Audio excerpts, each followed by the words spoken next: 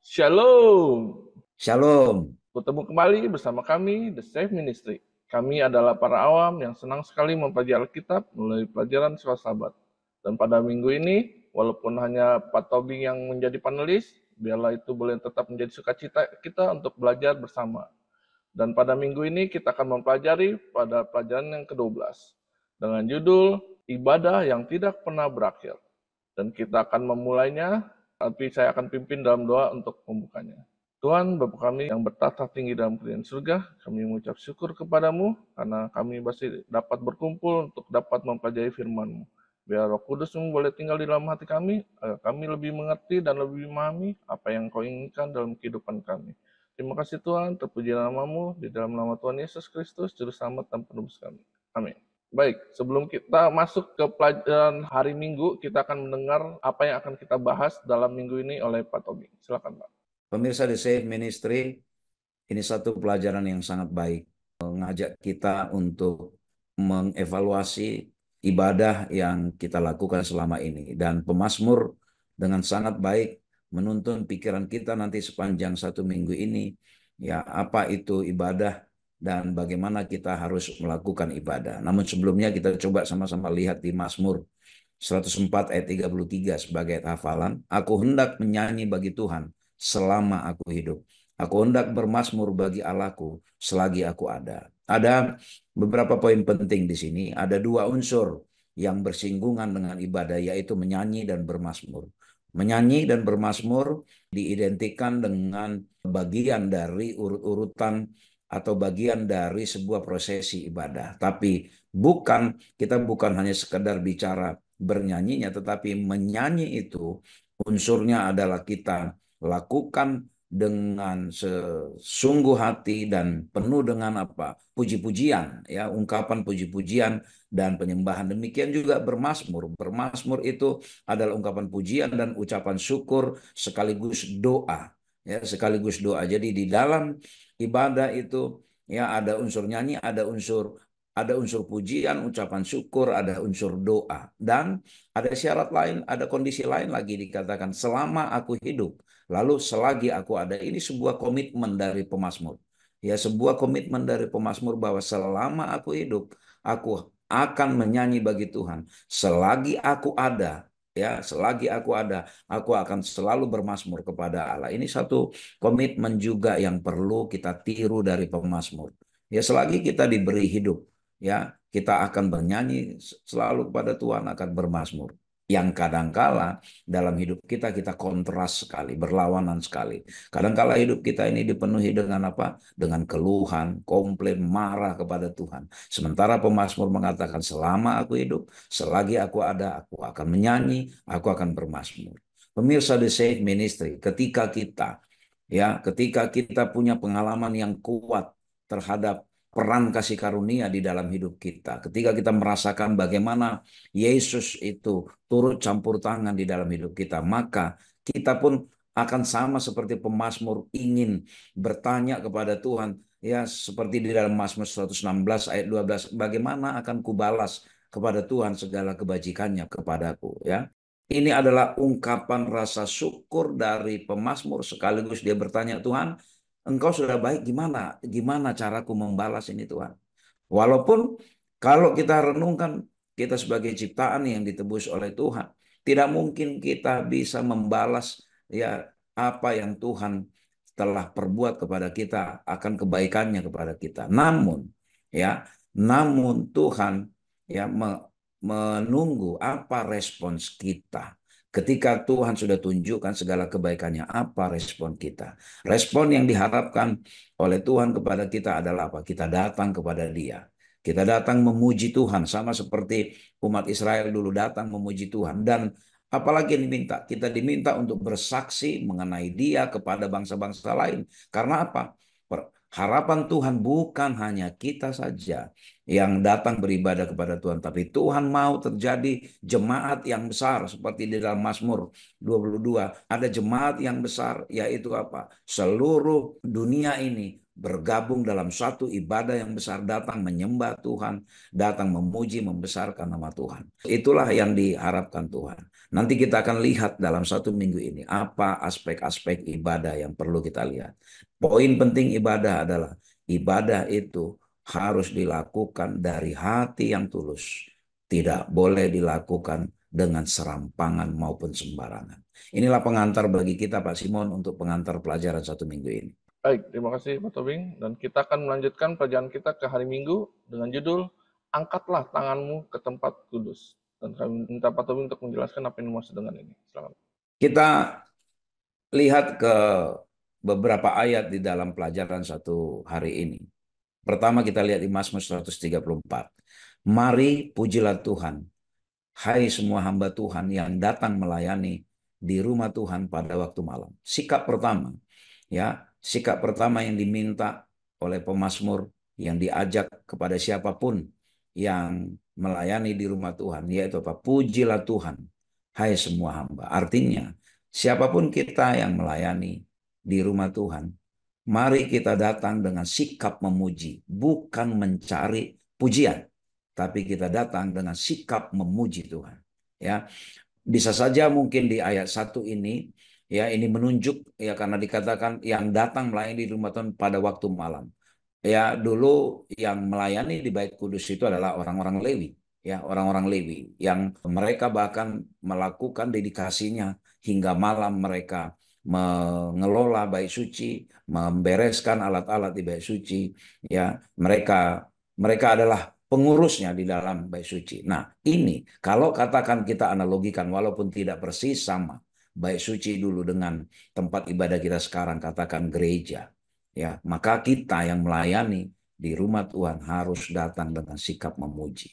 Lalu apalagi, angkatlah tanganmu ke tempat kudus dan pujilah Tuhan. Angkatlah tanganmu ke tempat kudus. Mengangkat tangan ke tempat kudus menunjukkan satu pengakuan. Ya, satu pengakuan bahwa kita sudah datang di rumah Allah, dan satu pengakuan bahwa kita menunjuk kepada apa? Allah yang lebih tinggi dari kita. Lalu apa? Ketika kita mengangkat tangan kita itu, kita diharapkan apa? Kita memuji Tuhan. Ya, kita memuji Tuhan. Dengan demikian, maka apa respon Allah kepada kita? Kiranya Tuhan yang menjadikan langit dan bumi. Artinya apa? Ditekankan ada unsur apa? Pencipta. Jadi ketika kita melayani di tempat kudus, ya, ketika kita bicara melayani di tempat kudus, pikiran kita harus tertuju bahwa di situ berdiam pencipta langit dan bumi serta segala isinya, dan di situ kita harus apa? Memuji Tuhan. Dan dengan demikian Tuhan pencipta kita itulah yang akan memberkati kita. Ini satu ajakan sekaligus himbauan kepada kita agar kita apa? Agar kita selalu mengedepankan puji-pujian kepada Tuhan ketika kita datang melayani di rumah Tuhan. Lalu saya mengajak juga pemikiran kita untuk ke Mazmur 18 ayat 2. Mazmur 18 ayat 2 punya pesan penting kepada kita. Ia berkata, aku mengasihi Engkau ya Tuhan kekuatanku, ya Tuhan bukit batuku, kubu pertahananku, dan penyelamatku, Allahku, gunung batuku, tempat aku berlindung, perisaiku, tanduk keselamatanku, kota bentengku. Jadi ada banyak sekali digambarkan, ya, bagaimana peran Tuhan atau gambaran mengenai sosok Tuhan yang kita kasih sendiri, yaitu apa? Kekuatanku, bukit batuku, pertahananku, penyelamatku, gunung batuku, tempat berlindung, perisaiku, keselamatan.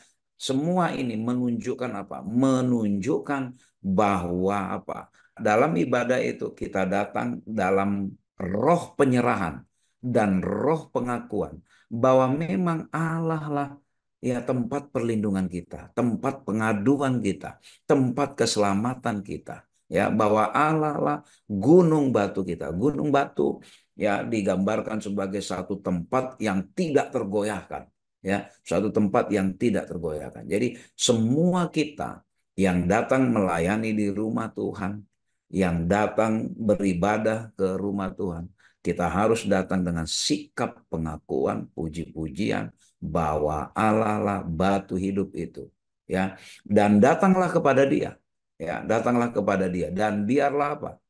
Doa kita ada apa? Biarlah kita juga dipergunakan sebagai batu hidup untuk apa? untuk pembangunan satu rumah rohani. Jadi ini penting ketika kita datang beribadah bersama-sama umat Tuhan di rumah Tuhan.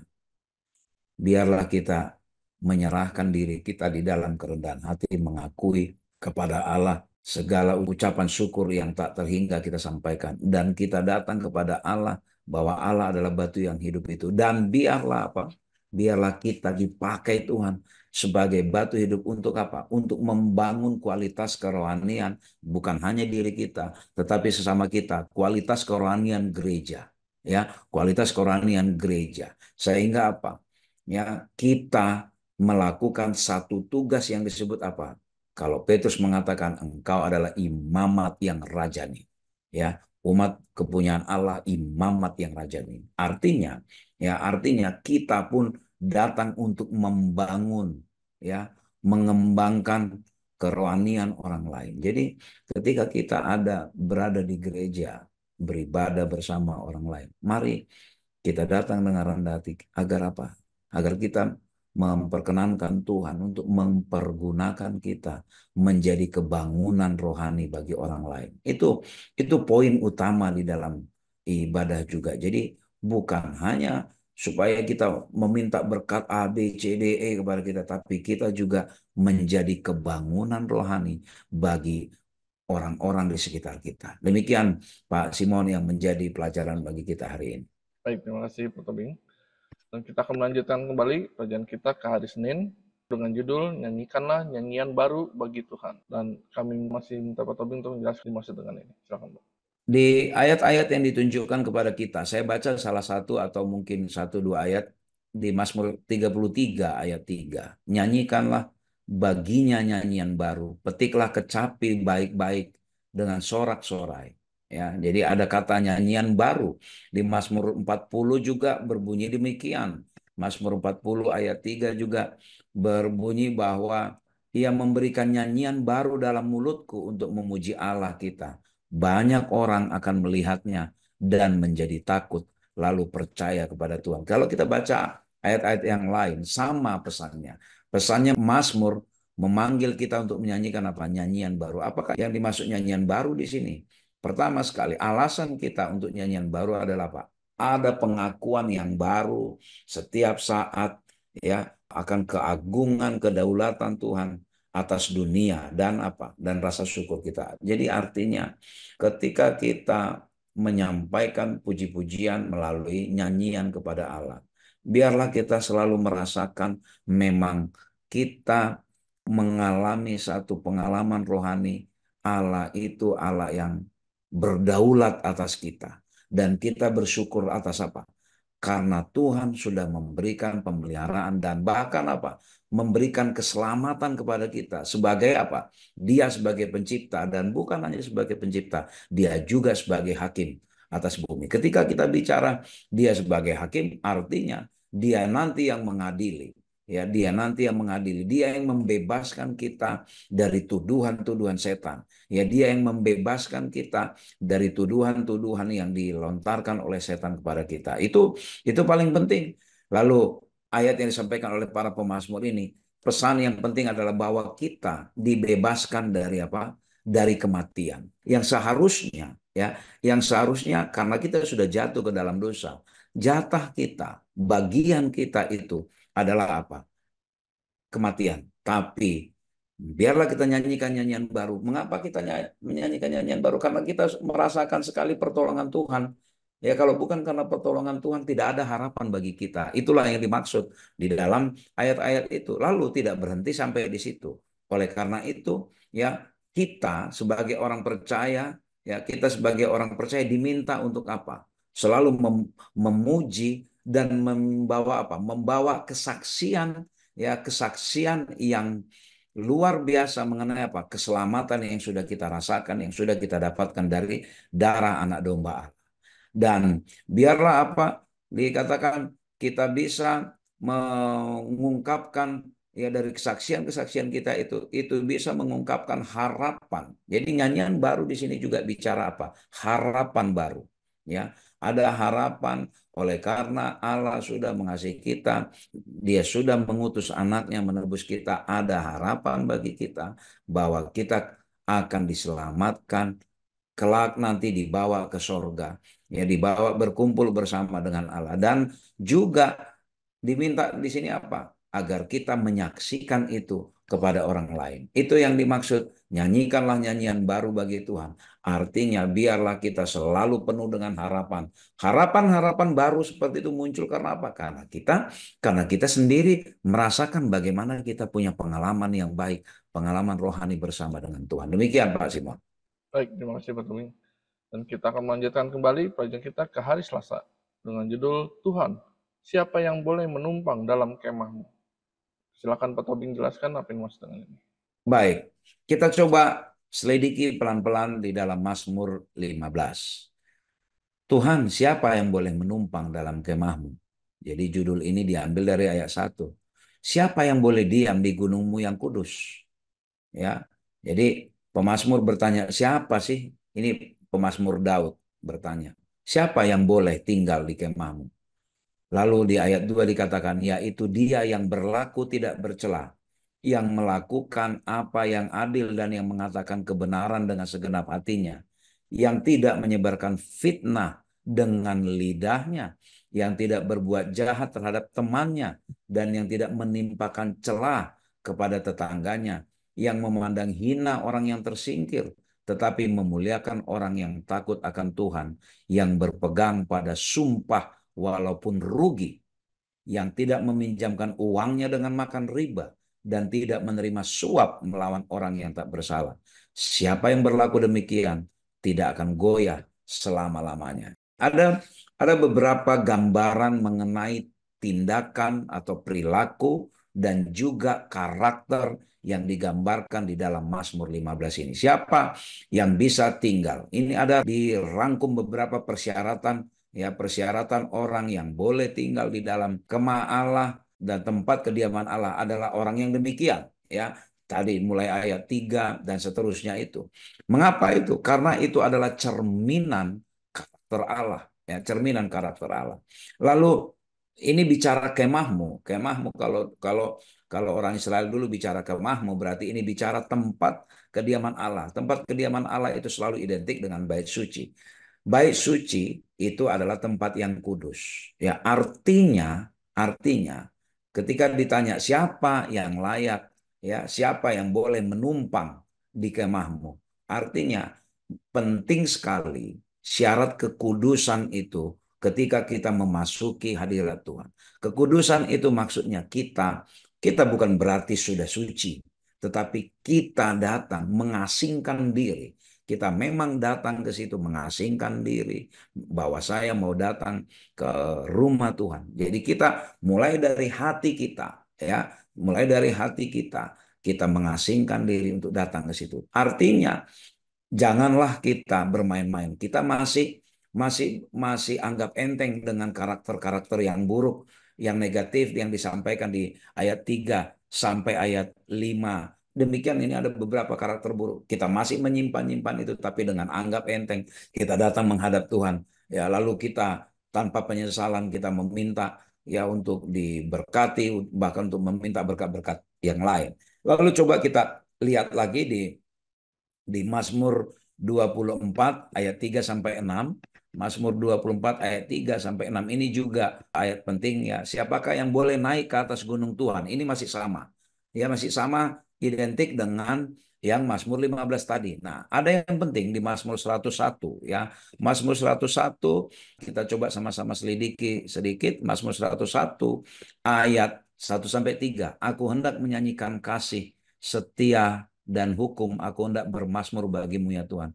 Aku hendak memperhatikan hidup yang tidak bercela. Ada kalimat kunci di ayat 2. Bilakah engkau datang kepadaku? Ya, artinya kapankah engkau datang kepadaku? Kalau Allah datang kepada kita, apa rupanya yang terjadi? Aku hendak hidup dalam ketulusan hatiku di dalam rumahku. Tiada kutaruh di depan mataku perkara dursila, perbuatan murtad aku benci, itu tak akan melekat padaku. Pemirsa The Safe Ministry, ketika kita baca tadi Mazmur 15, bahwa yang boleh diam di dalam tempat kudus Allah adalah yang begini, yang begini, yang tidak begini, tidak begini, tidak begini. Lalu kita berpikir, ya Tuhan, bagaimana mungkin kita kan orang berdosa. Ya, kita kan orang berdosa. Kalau menunggu kita benar-benar harus suci, nggak mungkin kita dilayakkan boleh datang kepada Tuhan. Kuncinya Mazmur 101 ayat 2. Bilakah engkau datang kepadaku? Kapankah engkau datang kepadaku? Artinya, kapankah Allah datang kepada kita? Ingat, kalimat ini menunjukkan bukan karena usaha kita, tapi memang karena Allah lah yang datang kepada kita, yang melayakkan kita, ya, yang melayakkan kita, ya, itu kuncinya, ya, yang melayakkan kita. Lalu dengan Allah yang datang melayakkan kita, Allah lah yang memberikan apa? Hati yang sempurna, ya, hati yang sempurna, hati yang murni, hati yang berintegritas. Hati yang berintegritas artinya hati yang memang bisa dipercaya, bersih, tidak bercacat celah. Itu dimungkinkan hanya jika apa? Jika Allah yang datang kepada kita. Lalu ayat ini sekaligus apa? Sekaligus menunjukkan kalau kita baca di dalam pelajaran kita hari ini, saya kutip sedikit, kehidupan yang tidak bercela muncul dari pengakuan akan kasih karunia Allah dan kebenarannya. Bilakah engkau datang kepadaku? Penyerahan seperti ini sajalah yang memungkinkan kita apa? Memiliki kehidupan yang tidak bercela. Jadi jangan dibalik. Jangan kita pikir karena usaha kita, ya, kita berusaha mati-matian supaya tidak bercela, lalu Allah datang kepada kita. Bukan, tapi bilakah engkau datang. Ini adalah satu kalimat pengakuan bahwa kalau bukan karena Allah yang datang kepada kita, kita tidak mungkin, ya, kita tidak mungkin hidup di dalam apa? Ketulusan. Kalau di ayat 2 Mazmur 1, aku hendak hidup dalam ketulusan hatiku di dalam rumahku. Pemirsa The Safe Ministry, mari kita pastikan, mari kita izinkan Allah datang kepada kita. Dengan demikian kita akan datang hidup tulus di dalam apa? Di dalam rumah Tuhan. Jadi mari kita izinkan. Ini sekali lagi. Lalu kutipan berikut lagi dikatakan, rahmat ilahi mengilhami dan memampukan para hamba Tuhan untuk hidup dalam takut akan Tuhan. Jadi sekali lagi jangan, memang kita sering bicara penurutan, tapi penurutan itu bukan karena kita yang mampu menurut, tapi rahmat ilahi lah yang memampukan kita untuk hidup takut kepada Tuhan, menurut kepada Tuhan. Demikian yang kita harus perhatikan baik-baik dari beberapa ayat yang disampaikan oleh pemazmur di sini, bahwa orang yang boleh menumpang dalam kemah Allah adalah apa? Orang yang mengizinkan Allah yang datang kepada kita. Mari kita minta kehadiran Tuhan selalu datang kepada kita, supaya Allah yang memampukan kita.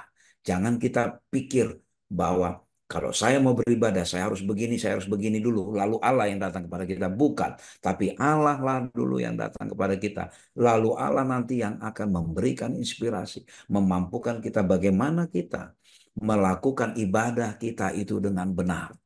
Ibadah kita itu dengan hati yang sempurna, hati yang tulus, hati yang murni, hati yang bersih. Jadi bukan karena usaha kita memulai dahulu, oh saya nanti ibadah mau buat begini, begini, begini supaya Allah nanti datang. Bukan. Ya, ini murni karena kasih karunia Allah. Ini murni karena kebaikan Allah yang memampukan kita untuk memiliki apa? Hati yang sempurna, dan Allah yang memampukan kita menurut kepada Tuhan. Demikian Pak Simon dan pemirsa The Safe Ministry. Baik, terima kasih Pak Tobing. Dan kita akan melanjutkan kembali perjanjian kita ke hari Rabu dengan judul Ceritakanlah Kemuliaannya di Antara Bangsa-Bangsa. Silakan Pak Tobing jelaskan apa yang maksudnya. Baik, pemirsa The Safe Ministry, pelajaran hari ini sangat baik sekali. Ya, sangat baik sekali. Kalau kita coba baca berulang-ulang Mazmur 96. Ada 3 kalimat perintah di situ. Kabarkanlah, ceritakan, katakan, ya. Itu. Tapi pertanyaan yang sangat baik di dalam pelajaran kita hari ini, apa, ya, aspek ibadah apa yang ada di dalam Mazmur 96 ini? Jadi dikatakan tadi di pengantar juga sudah kita bahas sedikit. Penyembahan, ya, aspek kalau kita bicara di ibadah, di dalam ibadah itu harus ada unsur penyembahan, yaitu apa? Memuji namanya, menyatakan kebaikannya. Lalu apa? Di Mazmur 96 ayat 8 ya, kita selidiki ayat 8. Berilah kepada Tuhan kemuliaan namanya, bawalah persembahan dan masuklah ke pelatarannya. Ingat, ya jangan bayangkan persembahan dimaksud di sini seperti kita di gereja bawa persembahan dalam bentuk uang. Ini konteksnya dulu bicara apa? Bicara di pelataran bait suci. Kalau kita ingat pelajaran mengenai bait suci bahwa orang yang datang ke bait suci dia bawa persembahan sesuai dengan kesanggupannya. Orang yang miskin membawa tepung, ya orang yang mampu dia akan bawa domba. Ada yang bawa lembu atau sapi. Ketika seseorang membawa persembahan, apa yang dimaksud? Ketika orang datang ke bait suci, ada pengakuan bahwa dia sudah berdosa. Ya, ada pengakuan bahwa dia sudah berdosa. Lalu kedua, ketika membawa persembahan, ada ucapan syukur di dalamnya. Ini bukan perkara masalah ada domba yang akan dimakan oleh imam, bukan. Tapi ada ucapan syukur kepada Tuhan, ya, oleh karena Tuhanlah yang telah berkorban untuk menyelamatkan kita. Domba yang dibawa itu, persembahan yang dibawa itu adalah melambangkan Yesus yang mati, yang dikorbankan. Jadi persembahan itu mengandung dua arti. Mengandung ucapan syukur dari kita sekaligus mengandung pengorbanan yang dilakukan Allah melalui anaknya Yesus Kristus. Dan di dalamnya, di dalam Mazmur 96 ayat 2, 3, dan 10, ada juga dikatakan agar kita apa? Memberitakan kerajaan Tuhan kepada bangsa lain. Jadi unsur penyembahan itu harus ada apa? Puji-pujian, pengakuan bahwa kita sudah berdosa, ada ucapan syukur, ya ada ucapan syukur dan ada pengorbanan di dalamnya dan juga ada apa? Ada semangat untuk memberitakan Injil kepada orang. Ya, ini menyanyi, memuji, membawa persembahan, memberitakan Injil itu tidak bisa terpisahkan. Ini adalah suatu ekspresi ibadah yang kita harus sampaikan. Nah, ini jadi kita harus ingat ini ya, ketika kita beribadah ya, keempat aspek ini harus ada di dalam ibadah kita. Nah, kalau kita baca lagi yang menarik lagi adalah dikatakan apa alasan kita untuk beribadah. Kita baca semua di Mazmur 96 itu macam-macam. Oh, karena Allah adalah Allah segala bangsa. Karena apa? Karena Tuhan itu raja. Karena Ia itu datang menghakimi bumi. Ya, ada banyak sekali alasan kita untuk apa? Untuk menyembah kepada Allah. Dan juga pengakuan kita terhadap kedahsyatan ya apa yang dilakukan oleh Allah. Itu yang harus ada di dalam unsur ibadah. Lalu disampaikan lagi, penyembahan muncul dari pengenalan batin akan siapa Tuhan itu, yaitu pencipta, raja, dan hakim. Pemirsa The Safe Ministry, ketika kita beribadah, ini dikatakan kita harus datang dengan sikap menyembah. Orang yang menyembah Allah itu harus apa? Muncul dari pengenalan batin siapa sebenarnya Tuhan itu. Jadi artinya kalau kita datang beribadah kepada Tuhan, namanya orang menyembah. Kalau orang menyembah itu menempatkan diri, posisinya lebih rendah dari aspek yang disembah, yaitu dari Tuhan. Artinya, jangan ada kita yang datang ke dalam satu ibadah dengan sikap yang sombong. Ketika kita datang dengan sikap yang sombong, dengan sikap percaya diri, dengan sikap membanding-bandingkan perilaku kita dengan perilaku orang lain, maka itu bukan penyembahan. Itu yang dimaksud di sini. Jadi penyembahan itu harus muncul dari pengenalan batin akan siapa Tuhan itu. Ketika kita benar-benar mengenali bahwa Tuhan itulah pencipta. Kalau kita katakan Tuhan pencipta, kita tidak ada. Ya, sebagai ciptaan kita tidak ada kalau bukan karena Tuhan yang menciptakan. Lalu Tuhan adalah raja. Artinya, kalau Tuhan kita akui sebagai raja, kita harus siap diperintah oleh Allah karena dialah pemerintah kita. Lalu dan dia adalah hakim dan dialah juga nanti yang akan mengadili kita. Inilah pengakuan ya, pengakuan kita, pengenalan kita akan siapa Tuhan itu setiap kita melakukan ibadah. Jadi jangan kita datang dengan sikap sembarangan datang ke dalam ibadah, tapi benar-benar di dalam penyembahan. Ketika kita datang dalam sikap penyembahan, maka otomatis kita akan memuji, membesarkan nama Tuhan, bersyukur. Oleh karena apa? Oleh karena Tuhanlah yang menciptakan kita, Tuhan yang maha baik, Tuhan yang akan menjadi hakim, yang melayakkan kita nanti untuk duduk bersama di dalam kerajaannya. Demikian pemirsa The Safe Ministry dan Pak Simon. Baik, terima kasih Pak Tobing.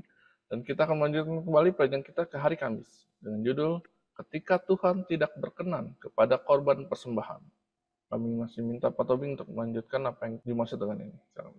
Pemirsa The Same Ministry, saya merekomendasikan kita membaca baik-baik Mazmur 40 ayat 6 sampai 8, Mazmur 50 ayat 7 sampai 23. Terutama saya mau mengajak pemikiran kita di Mazmur 50 ayat 16 sampai 21 ya. Ayat 16. Tetapi kepada orang fasik Allah berfirman. Siapa orang fasik? Orang fasik adalah orang yang di mulut mengakui, di pikiran mengakui dan mengenal Allah, tapi dalam tindakannya berbeda ya. Jadi tetapi kepada orang fasik Allah berfirman, apakah urusanmu menyelidiki ketetapanku dan menyebut-nyebut perjanjianku dengan mulutmu? Padahal engkaulah yang membenci teguran dan mengesampingkan firmanku. Ya, ini teguran misalnya kepada kita. Kita mengaku umat yang benar, umat pilihan Tuhan, umat yang mengenal Tuhan. Ternyata ya memang di mulut kita menyebut ya perjanjianku, artinya kalau perjanjianku ya kita sebut firman Tuhan ya, lalu sementara kenyataannya engkau membenci teguran dan mengesampingkan firmanku ya, lalu apalagi jika engkau melihat pencuri maka engkau berkawan dengan dia dan bergaul dengan orang berzina. Ternyata kamu ngaku aja, kamu mengaku sebagai umat Tuhan tapi sama pencuri kamu berkawan ya, bahkan kamu bergaul sama orang yang berzina, mulutmu kau biarkan mengucapkan yang jahat, dan pada lidahmu melekat tipu daya. Engkau duduk dan mengata-ngatai saudaramu. Ini menggosipin ya, memfitnah anak ibumu. Itulah yang kau lakukan, tetapi aku berdiam diri. Pemirsa The Safe Ministry. Pemazmur mengatakan, ya, pemazmur mencela berbagai penyelewengan ibadah. Ya, pemirsa The Safe Ministry, ternyata dalam ibadah itu ada penyelewengan. Poin utamanya, ya poin utamanya bukan karena Tuhan enggan terhadap persembahan yang dibawa, terhadap perayaan yang dilakukan. Tapi ada jarak yang sangat jauh, fatal sekali. Ya, jarak yang sangat fatal sekali antara apa? Antara liturgi ibadah dengan apa? Kualitas kerohanian yang ditunjukkan oleh orang Israel dulu. Ya, Allah melihat, ya memang kamu membawa persembahan korban bakaran. Tapi dikatakan apa? Mereka masih melakukan kejahatan dan ketidakadilan di dalam kehidupan mereka. Jadi pemirsa The Safe Ministry, yang Tuhan tentang adalah apa? Pengorbanan yang sia-sia dan penyembahan kosong. Pemirsa The Safe Ministry, ini waktu yang sangat baik bagi kita untuk mengevaluasi ibadah kita. Ya, jangan-jangan kita datang beribadah, ya, kita pikir kita beribadah itu adalah dengan datang ke gereja, lalu kita ikuti semua liturgi dengan sangat disiplin. Kita pikir itu sudah cukup. Lalu sementara kehidupan kita di luar gereja, kita masih melakukan hal-hal yang tidak adil kepada orang yang lebih lemah dari kita. Kita masih melakukan hal-hal kejahatan. Ya, ini yang ditegur. Itulah yang disebut penyembahan kosong. Mulut kita mungkin bisa saja kita menyanyi lagu, pujian, lagu spesial yang luar biasa. Tapi ketika kita menyanyi itu, kita berpikir, saya harus menyanyikan ini dengan benar, dalam arti notnya harus benar, dengan teknik vokal yang benar. Tapi bukan karena kita memuji, menyembah Tuhan di situ. Pelajaran hari ini jelas sekali dikatakan ketika kesatuan antara ekspresi luar ibadah dan motivasi batin yang benar untuk ibadah berantakan, maka apa? Tata cara keagamaan biasanya menjadi lebih penting dalam dan dari diri mereka sendiri daripada apa? Pengalaman aktual mendekatkan diri kepada Tuhan. Apa maksudnya? Ketika ya, ketika kita pikir bahwa ekspresi yang kita tunjukkan dalam beribadah itu lebih penting dibandingkan motivasi kita. Ya, dibandingkan motivasi kita. Maka kita akan apa? Kita akan lebih fokus kepada bagaimana tata cara keagamaan, artinya liturgi. Kita sering mendapati di gereja-gereja orang lebih meributkan. Oh, anak-anak jangan ribut. Oh, ini harus begini. Oh, ini harus begini. Memang liturgi yang teratur, ibadah yang tenang itu sangat baik. Tapi bukan itu intinya. Bukan itu intinya. Tapi intinya adalah hati kita itu benar-benar datang kepada Tuhan. Kita heran sering di gereja, majelis meributkan bagaimana supaya anak-anak tidak ribut. Bagaimana supaya ini tidak ribut. Diakon, diakones, tua-tua jemaat lebih fokus kepada supaya orang tidak ribut, supaya orang tidak ribut. Kalau setiap orang kita fokus kepada penyembahan kepada Allah. Ketika kita melihat anak-anak yang ribut, itu bukan menjadi penghalang bagi kita. Sama seperti murid Yesus yang ditegur oleh Yesus ketika mereka melarang anak. Karena apa? Karena pikiran kita sudah terbawa kepada Tuhan. Sehingga hal-hal yang menjadi gangguan, yang menurut kita gangguan itu bukan menjadi gangguan.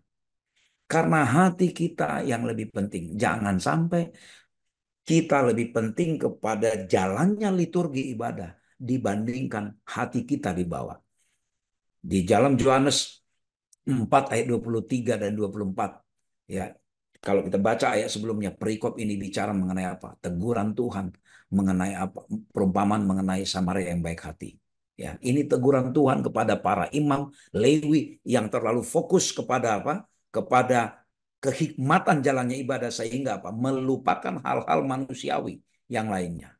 Ya, jadi ditegur disampaikan kepada kita dalam ibadah itu harus di dalam roh yang benar. Ya, roh yang benar. Roh yang benar itu yaitu apa? Kita memang datang dalam pengakuan dan penyembahan kepada Tuhan karena itulah tujuan akhir dari ibadah yaitu penyembahan kepada Tuhan. Dikatakan pengorbanan saja tidak cukup. Apa gunanya korban kalau hati kita tidak dipersembahkan, tidak dipenuhi dengan apa? Pertobatan, iman, dan penyesalan akan dosa. Ketika kita fokus kepada liturgi ibadah, maka mata kita, pikiran kita hanya mau mengawasi orang yang kalau ada jalan sana sini, ada yang bersuara, ada yang main handphone. Fokus kita akhirnya jadi ke situ. Tapi kalau fokus kita kepada kehadiran Tuhan, ya kita tidak lagi apa namanya tidak terganggu dengan hal-hal yang seperti itu. Kita perlu belajar dari sahabat-sahabat kita, orang-orang Bali yang beragama Hindu. Ya, walau seperti apa kehidupan dunia pariwisata di sana dengan berbagai macam, ya dikatakan ya di sana adalah tempat berbagai macam pemandangan-pemandangan yang tidak baik. Tapi sahabat-sahabat kita umat Hindu, mereka tidak terganggu perhatiannya. Mereka tetap apa? Datang menyembah ya Tuhan yang mereka yakini. Saya pikir ini juga satu pelajaran bagi kita. Agar kita fokus kepada apa? Hati kita ini dibawa kepada Tuhan. Jangan sampai kita fokus kepada liturginya. Ketika kita fokus kepada liturgi, Yesaya punya teguran kepada kita. Bangsa ini memuliakan aku dengan bibirnya, padahal hatinya jauh daripadaku. Oh, memang secara liturgi kita bernyanyi lagu, kita mau belajar sekolah sahabat, kita membaca Alkitab, tapi hati kita jauh daripada Tuhan. Apa ini maksud?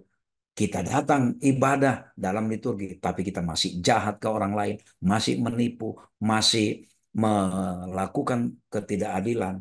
Ya, lalu kita datang ke gereja, kita lebih fokus kepada apa? Kita fokus kepada ketertiban supaya orang lain tidak ribut, supaya anak-anak tidak lari sana sini.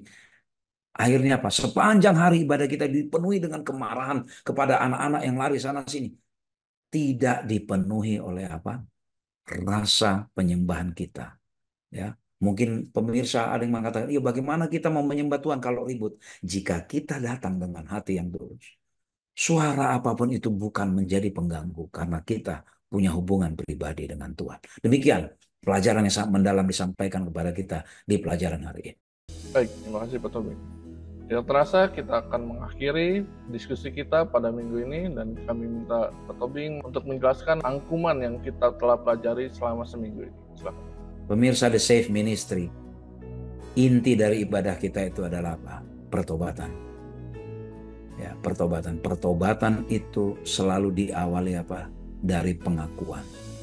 Ya, dari pengakuan. Banyak orang yang salah paham, salah memaknai apa arti pertobatan. Banyak orang sedih, ya, sedih karena ya Tuhan saya sudah berdosa. Mereka lakukan itu ya secara lahiriah. Karena apa? Karena takut. Bukan karena takut kepada Allah, tapi takut nanti kalau saya tetap dengan kesalahan ini, kesalahan saya ini akan membawa saya kepada penderitaan. Ini bukan pertobatan yang diajarkan di dalam Alkitab.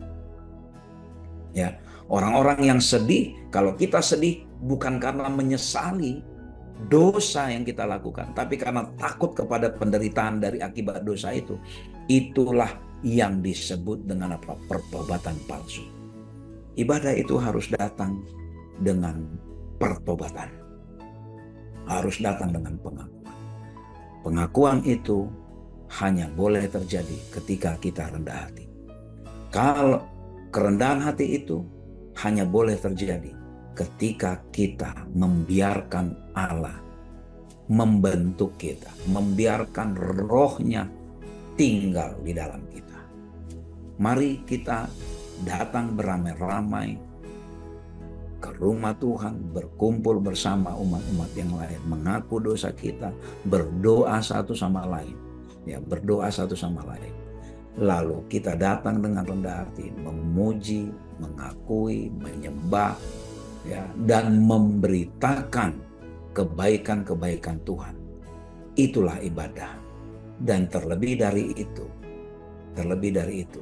di luar ibadah, kehidupan kita, bagaimana kita memperlakukan sesama kita, itu adalah perwujudan ibadah kita. Jangan menipu Tuhan dengan liturgi yang sempurna, ya, tata cara yang sangat teratur, tapi sebenarnya hati kita belum menyesal. Sebenarnya pikiran kita masih dipenuhi dengan kecurangan, kejahatan, ya. Jangan kita menipu Tuhan, kita pikir kita datang dengan pakaian yang rapi, tepat waktu datang beribadah di hari Sabat, tapi di luar hari Sabat kita jahat kepada sesama kita menipu, ya, kita melakukan hal yang tidak adil, kita pikir Tuhan tidak tahu. Ibadah yang sejati adalah apa? Ketika kita datang ke orang-orang yang tertindas, ke janda-janda, orang yang miskin, yatim piatu, itulah sesungguhnya ibadah kita.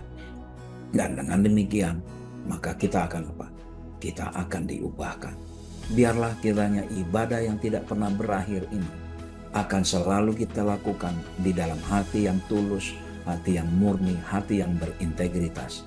Oleh karena Tuhan yang datang kepada kita memampukan kita untuk menerima berkatnya, memampukan kita untuk menuruti perintah-perintahnya, memampukan kita untuk mengasihi sesama kita.